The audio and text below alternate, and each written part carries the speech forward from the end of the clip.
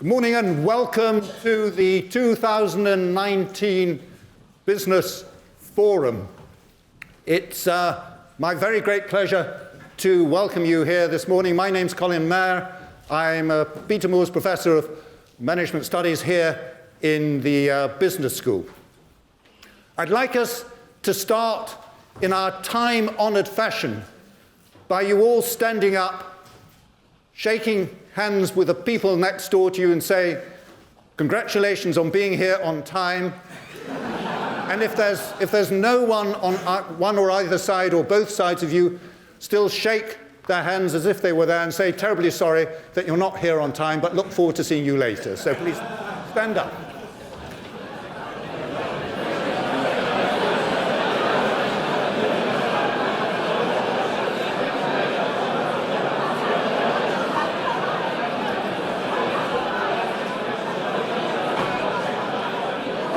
Thank you very much indeed.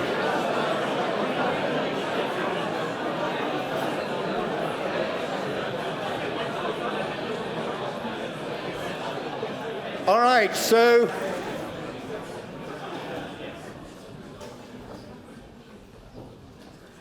you are all in for a real treat today because you're going to, as the MBA students, be bringing together all that you've been learning over the past 9 months or so in terms of the various parts of your course. And for those who are running businesses, you'll be hearing about how you will be running businesses in the future. Because today is all about the question as to how does one put responsible business into practice, putting purpose into practice, so that we can look forward to businesses that are not the source of growing inequality and social disquiet, that are not the cause of environmental degradation, and are not at the bottom of the list of professions that people around the world trust, but that they are the solutions to inequality, the solutions to environmental degradation, and that they will be at the top of the list of professions that people trust, so that we can all stand up with pride and know that we are respected members of the world's community.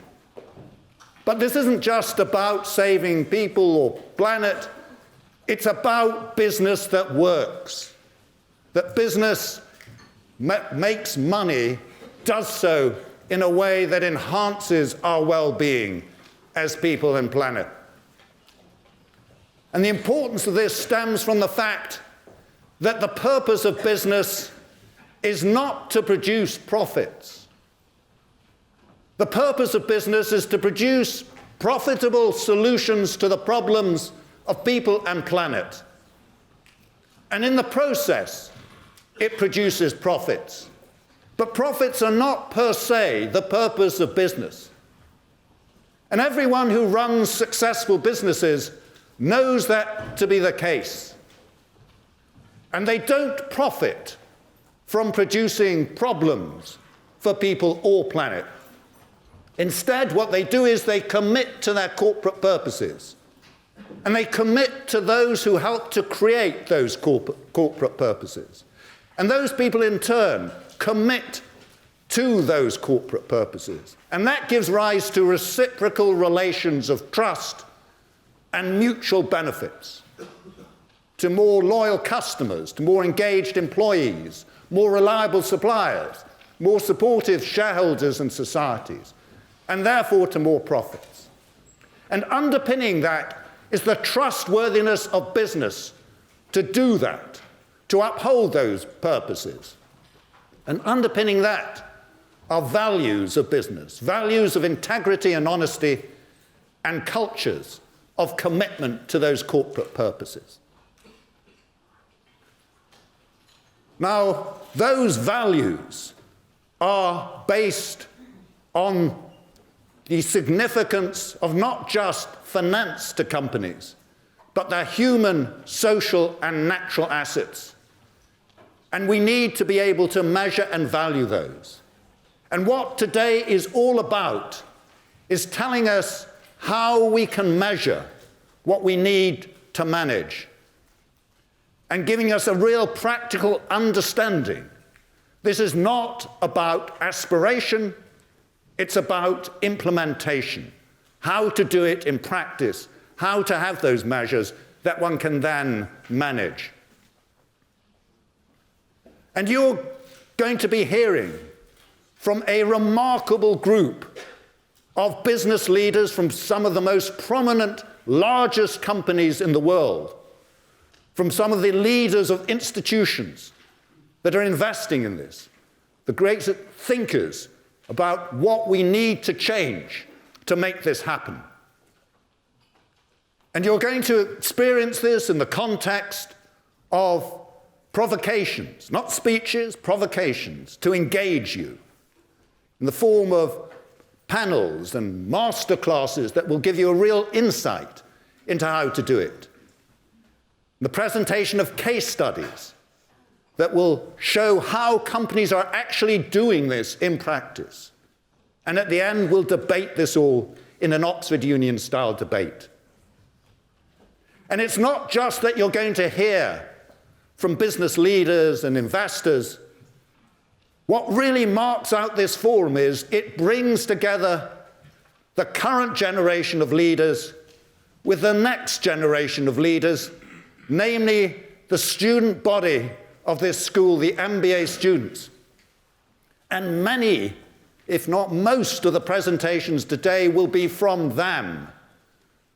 And in particular, they will be leading the debate that we'll be having this afternoon. And what we want you all to do is to participate actively.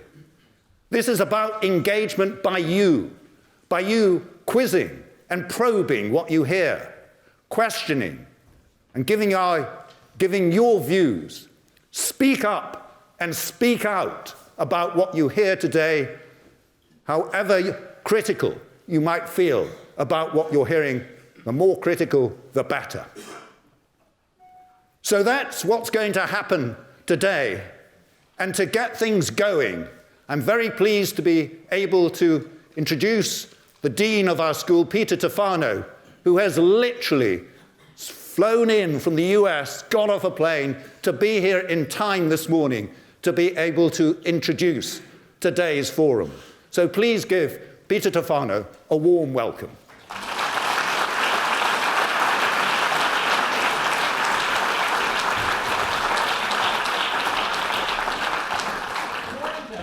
Good morning.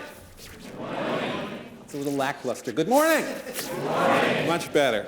So as Colin said, I just literally arrived because I wanted to join you today for the beginning of this Responsible Business Forum, but also to share some interesting news. Before I do, however, let me just kind of say a word of thanks to Colin and to the whole team who put this together.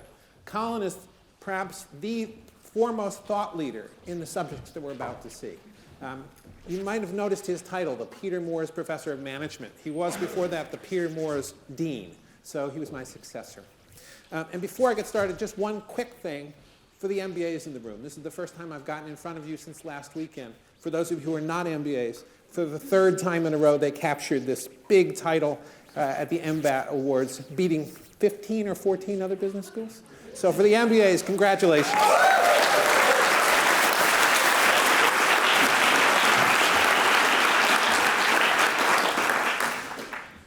Colin's already eloquently talked about what today is all about, but I'd like to try to put that into relief in the business school for a moment.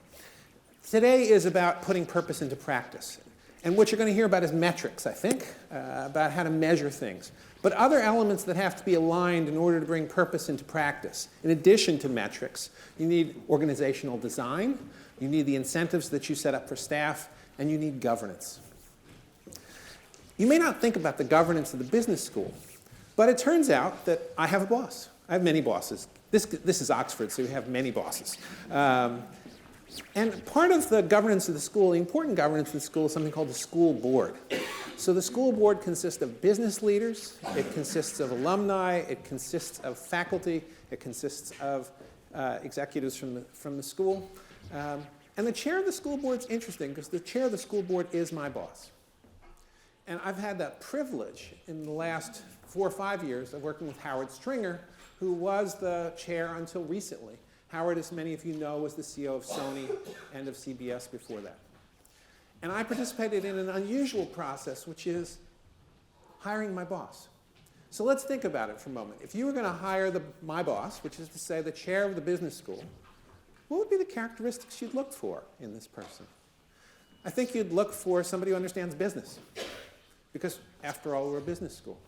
I think you want somebody who's a leader, because obviously we're about leadership.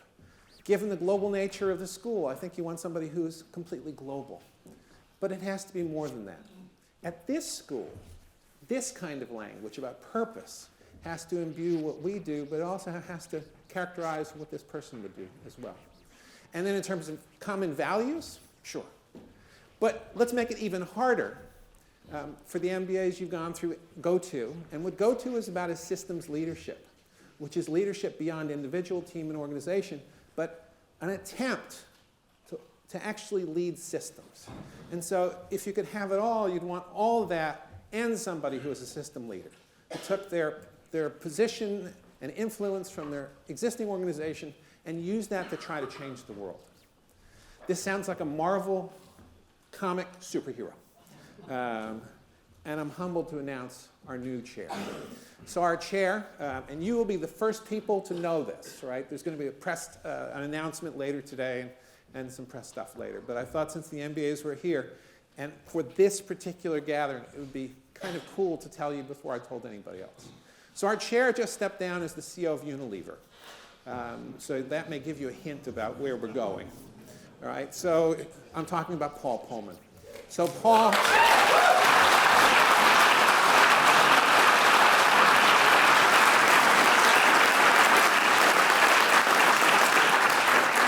So Paul, as many of you know, ran Unilever for about a decade. He ran it in a way that tried to make sure that he did, in fact, profitably meet the needs of people and planet. It wasn't always easy. In addition to all the other things that he did in Unilever, Paul used his position in order to try to make the world a better place. Those SDGs that we look at, he was on the committee to establish them, and now on another group to try to make sure that they happen. He co-chairs the B team. The list of things that he's involved with is amazing. And it seemed impossible when I pitched to him in January at Davos that he would come and he would be our chair. Now, just for those of you who are wondering, what is this all about? This is not an advisory group. This isn't come once a year. This is a governance group. The board approves changes in curriculum. They approve major financial transactions, capital transactions. They approve when we launch new programs. This is actually a working role. And so Paul has agreed, and I'm humbled that he's agreed, to come and spend time with us and to chair the school board. Now, he can't be here today. He's actually in New York at a meeting at the UN, but I was, WhatsApping him the last few days, and he just WhatsApped me. Literally, this is a WhatsApp, a quick video from New York. So if we can just roll the quick video, Paul wanted to say hello to all of you this morning.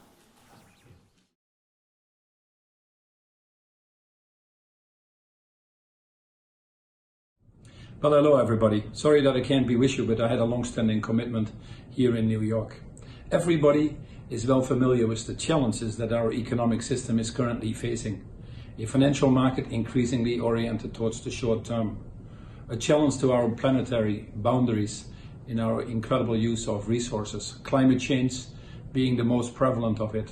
And an economic system that increasingly is only working for a few, leaving too many behind. We do need a systems change. Normally we rely on governments, but as you're well aware, the global governance system is equally under pressure. Institutions that have been created at the time of Bretton Woods have not adjusted to the realities of today, whilst at the same time the challenges of climate change, cybersecurity, financial markets are increasingly becoming global. Now this is where you come in. I do believe that we have all the answers to the challenges that we face, or at least most of them, to really bring fundamental changes to our economic system. We actually also have a plan called the Sustainable Development Goals, a plan for the next 15 years to irreversibly eradicate poverty and do that in a more sustainable and equitable way. 17 goals, 169 targets. And yes, all doable. Whilst technology and innovation is always an important element, I do believe that most of the things that need to be done, we can actually do today if we decided to do so. Hence, our scarcest commodity right now is willpower. And that comes from leadership. Courageous leadership, at times uncomfortable leadership. What I like about the Saïd Business School, and I'm certainly honored to take the chair of the school, is that you are creating these leaders. Not only do you have an incredible ranking in the business schools that you should be proud of, a cadre of students that represents the whole world and many of the places where we see these biggest challenges, but you're also investing in the future. Your power station is, amongst other things, a wonderful example of that. I'd like to congratulate you today. I'd like to thank Peter for his enormous leadership of the school, and I hope to meet you all soon in person. Thank you very much.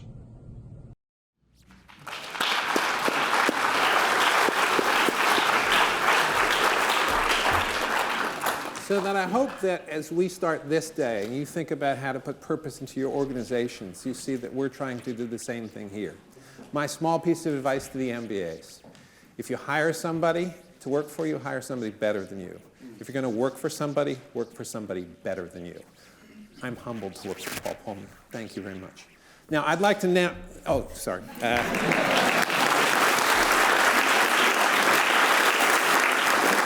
I'd like to now turn it over to Bruno Roche from Mars. Mars is our partner in this Economics and Mutuality project, and it has been for years. And Bruno is an important thought leader in this space. And welcome back. Thank you, Peter. Thanks so much.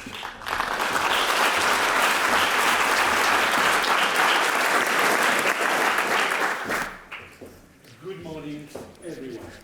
Again, good morning. My name is Bruno Roche.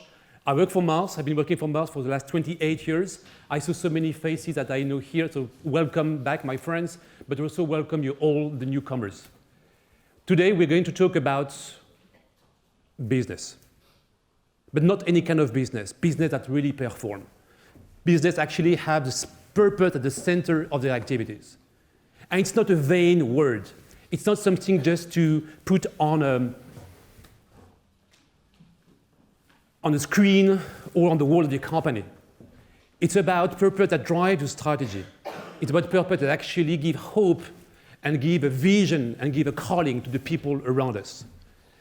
But my argument today is not enough, because the holding of purpose is nice, but the achievement of purpose is something much more difficult and much more daring. So we're going to talk about business and performance, business and performance, business and performance. It's not about vision, it's about implementation. And we are bringing together people from different walks of life, different geographies, different backgrounds. I want to say hello also to the people who are joining us on the live link. Thank you very much for joining us. And my hope and my vision for the rest of the day is that you will be more equipped intellectually, more equipped morally, and you will also be equipped spiritually in such a way that you will align what profit means in the delivering of purpose, and you would align the practice of your business with your profits and your purpose. The second goal that I have here is that we really would like you to make you aware of the duty and the opportunity that we have as existing business leaders or future business leaders to reposition business as a positive force in society. It's also about raising your interest, triggering your interest about the tools and the methodologies that exist today, and the economics of mutuality is one of them. We had the chance of starting this journey 12 years ago, so we had a chance to do many more mistakes ahead of many other people. And at some stage, I'd like to share with you the number of mistakes we've made. You don't want to know about it, including the one we've made with Colin, with whom we set up this laboratory 5 years ago. your intellectual interest, but more importantly, maybe, your emotional desire to be part of a movement that is on the right side of history and that will make history. We essentially to reposition business as a force for good. Business existed before capitalism, and it will exist after capitalism if we don't fix capitalism. But most importantly, it's about acting. Because if you don't act tomorrow, when you go back to your business on Monday morning and nothing has changed, essentially, we would not have put the purpose of this conference into practice. So with this, I'd like to introduce Richard and Valerie, two MBA students. Please come.